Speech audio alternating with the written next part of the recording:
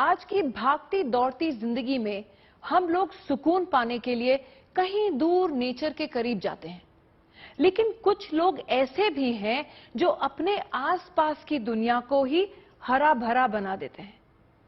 ऐसे लोग अपने नए नए आइडियाज से एनवायरनमेंट को बचाने की कोशिश करते रहते हैं।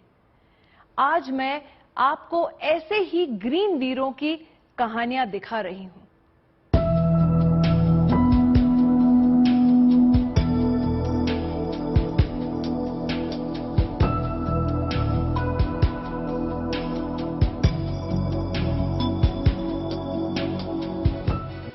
हमारा देश धर्म और आस्था वाला देश है। पूजा पाठ में लोगों की काफी रुचि रहती है।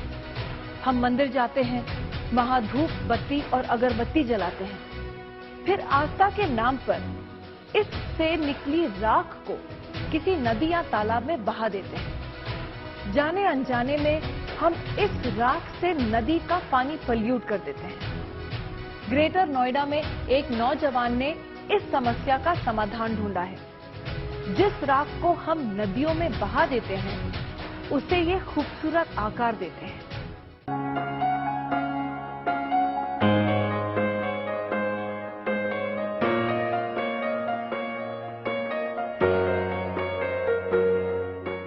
मंदिर में धूप बत्ती और अगरबत्ती जलाने से इकट्ठा हुई ये राख आम लोगों के लिए वेस्ट यानी कचरा हो सकती है, जिसे लोग अक्सर किसी नदी या तालाब में फेंक देते हैं। लेकिन 21 साल के आकाश सिंह इसका बेस्ट यूज जानते हैं। उनके लिए यह बड़े काम की चीज है, क्योंकि इसी राख से उनके स्टार्टअप एनर्जीनी इनोवेशंस की नींव पड़ी, जिसमें आज कई लोग काम करते हैं। ये लोग इसी राख का इस्तेमाल कर मूर्तियां समेत तमाम तरह की सुंदर चीजें बनाते हैं, जिनकी भारत ही नहीं विदेशों में भी मांग है। इसका आइडिया आकाश को तब आया जब वो महज 17 साल के थे।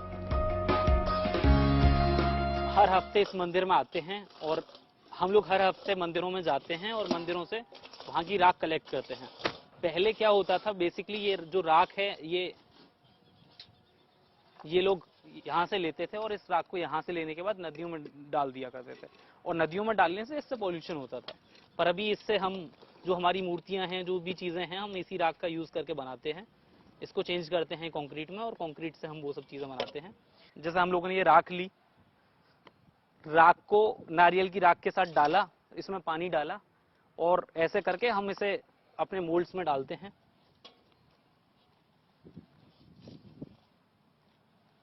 रिफाइन करने के बाद में, और ऐसे डालते हैं और इसके ऊपर पानी डाल के और छोड़ देते हैं, और फिर जब इससे ऐसे करके निकालते हैं तो पूरी की पूरी मूर्ति तैयार बन के निकलती है, जैसा भी ये वो है। तो ये मोल्ड्स की हेल्प से हम ये सब चीजें बनाते हैं। इन मोल्ड को हम 3D प्रिंटिंग से भी प्रिंट करते हैं, और सिलिका से भी बनाते हैं, और रबर से भी बनाते हैं। और एक मोल्ड लगभग 500 से 700 मूर्तियां आराम से बना सकता है। बस एक मोल्ड बनाया, उसमें ये राख डाली नारियल हस्क ऐश के साथ, और उनको इरिगेट किया, और सिंपल 500 से 700 स्टैचू आराम से बना सकता है। ग्रेटर नोएडा के जेवर इलाके के रहने वाले आकाश बताते हैं कि आज उनका आइडिया चल निकला है, लेकिन राख से होने वाले नुकसान को रोकने के लिए उन्होंने पहले कई तरह की कोशिशें की थी, जिसके बाद वो इसका समाधान ढूंढ पाए। मैं अपने कॉलेज के दिनों में अपने दोस्तों के साथ पास में एक मंदिर था, वहां पे जाता था, और जब मंदिर के पास में तालाब के पास हम लोग जाके बैठते थे, वो हमारा बेस्ट टाइम होता था, और बड़ी मजे आते थे हम लोगों को।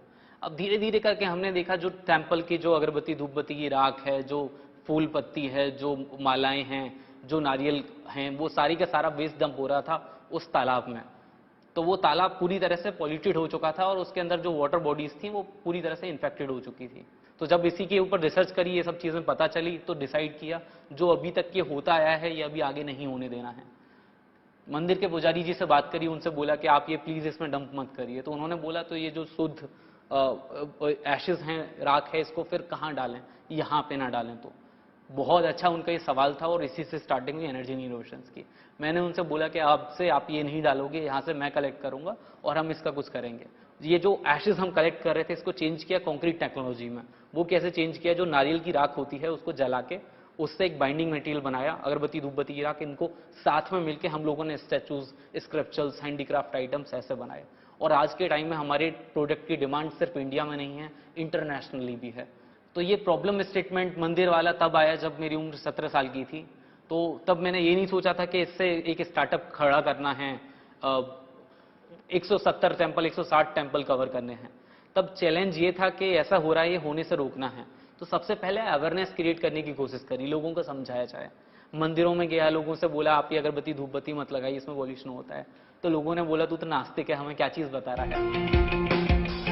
अपनी कोशिशों का अंजाम देखकर आकाश समझ गए थे कि सिर्फ लोगों को समझाने से बात नहीं बनेगी, बल्कि उन्हें भी कुछ अलग सोचना होगा।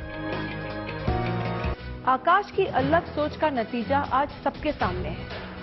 उनके स्टार्टअप से एनवायरनमेंट को बचाने के साथ साथ कई लोगों को रोजगार भी मिल रहा है।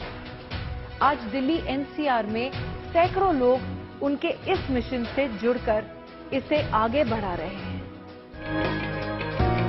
आकाश का मानना है कि ये स्टार्टअप उन्होंने सोशल कॉज के लिए शुरू किया है, न कि अपने प्रॉफिट के लिए। इसलिए वो इस मुहिम से ज्यादा लोगों को जोड़ने पर जोर देते हैं, ताकि इसका फायदा सभी लोगों को हो। एनर्जीनी इनोवेशंस को स्टार्ट करने का मतलब ये नहीं था कि मैं कुछ प्रॉफिट कमाऊं, अपनी जेब में डालूं और ऐसा ही करूं। इसका मकसद था एक प्रॉब्लम का सॉल्यूशन देना, जो हम दिल्ली एनसीआर में कर पा रहे हैं। अब हम काम कर रहे हैं नेक्स्ट स्टेज की तरफ, जो नेक्स्ट स्टेज है कि हम इस चीज को बढ़ाएं ऑल ओवर इंडिया, हर जगह जहां पे भी लोग करना चाहें। इसीलिए हम लोगों ने अभी रिसेंटली अपने ट्रेनिंग प्रोग्राम स्टार्ट किए हैं, जहां हम 15 दिन की और 1 हफ्ते की ट्रेनिंग देते हैं, लोगों को सिखाते हैं कि आप ये कैसे बना सकते हैं। ये ट्रेनिंग्स हम लोग कम्युनिटीज को देते हैं, एनजीओज को देते हैं, और अलग अलग जो सोसाइटीज काम करती हैं उनको देते हैं। हमारी जो ऑर्गेनाइजेशन है 3 साल पुरानी है, तो हम लोग क्या करते हैं, एनर्जीनी इनोवेशंस के साथ मिलके हम लोगों ने एक ट्रेनिंग प्रोग्राम स्टार्ट किया है। जो कोविड स्ट्रक फैमिलीज थी, जो लेडीज थी जिन्होंने अपने सोल ब्रेड अर्नर्स को लूज कर दिया था कोविड टाइम में, हम उन लोगों को सेल्फ सफिशिएंट बना रहे हैं। वो लोग क्या करते हैं, हमसे रॉ मटेरियल्स प्रोक्योर करते हैं और हम उनकी ट्रेनिंग कराते हैं, how to make these handicrafts and statues and everything. तो वो लोग हमारी 15 दिन 30 दिन की ट्रेनिंग प्रोग्राम्स के बाद वो खुद से बना पाते हैं, और फिर इनको या तो बेच पाते हैं अच्छे प्राइसेस पे, या अगर नहीं बेच पाते तो हम उनसे खरीदते हैं अच्छे प्राइसेस पे। आकाश की इस मुहिम को बढ़ता देख उनके मेंटोर भी खुश हैं। आकाश को जानने वालों ने पहले नहीं सोचा था कि उनका यह आइडिया इस कदर हिट हो जाएगा। ये 2017 में हमारे पास आया था आकाश, और उस टाइम पे इसका आइडिया कुछ और था। वो बनाना चाहता था एक वॉकिंग स्टिक, जिससे कि इलेक्ट्रिसिटी प्रोड्यूस हो और उससे जो सीनियर सिटीजन्स जो है वो लाइट दे पाए उसी स्टिक के थ्रू। तो उस टाइम पे काफी अच्छे से बात हुई थी, बट उसको मैंने एक बात समझाया कि जो आइडिया वो लेकर आया है वो उसका मार्केट बहुत कम है, और दूसरा उस टाइम पे सिर्फ ये 17 साल का था, और हमारे यहाँ पे सिर्फ अडल्ट को रखते हैं। तो उसको बोला कि आप वापस जाइए, पढ़ाई थोड़ी सी और करिए, जब आप 18 साल के हो जाएंगे और अपने आइडिया पे थोड़ा सा और काम करेंगे फिर वापस आइए। बट हम लोग लगातार टच में भी थे, तो जब ये अपना आइडिया चेंज कर रहा था, जो हम लोगों ने कुछ फैकल्टी से भी इसकी मुलाकात करवाई, और उसने अपना आइडिया चेंज किया, जिससे कि आज वो एनर्जीनी जो बना है वो उसमें से बना है, उस आइडिया में से जो उसने दूसरे बारी लेके आया था। तो बहुत अच्छा लगता है। अभी तो बड़ा हो रहा है और खुद भी बड़ा हो रहा है, और उसका जो वेंचर है वो भी बड़ा हो रहा है, तो अच्छा लगता है। God bless him and may he do really well.